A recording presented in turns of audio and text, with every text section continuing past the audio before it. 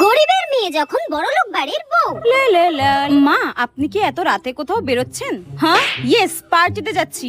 O please don't call me মা।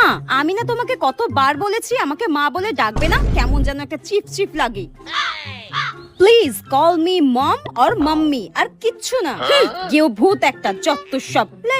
মা, আপনি ফিরে এসে রাতের খাবার খাবেন তো? তাহলে আমি রান্নাটা চাপিয়ে দিই। না না না, আমার জন্য ডিনার বানাতে হবে না, আমি পার্টি থেকে খেয়ে আসবো। আর আজকে রাত্রে তোমাকেও বাড়িতে খাবার দাবার বানাতে হবে না। তুমি একটা কাজ করো, তুমি বাইরে থেকে খাবার অর্ডার করে নাও, ঠিক আছে? হ্যাঁ, অনলাইনে খাবার অর্ডার করতে হবে? কিন্তু মা, আমি তো অনলাইনে খাবার অর্ডার করতে পারি না। হ্যাঁ, তুমি অনলাইনে খাবার অর্ডার করতে পারো না? ও মাই গড, আমার বেটাটা কাকে বিয়ে করেছে? আমার কাছে তো কোনোদিন ফোনই ছিল না। নেহাত আমার বেটা তোমাকে ভালোবেসেছিল তাই, নইলে তোমার মতো ভিখিরি আর গেও ভূতকে এই চৌধুরী বংশের বউ কোনোদিনও করতাম না। যত সব। এতে আমার কি দোষ?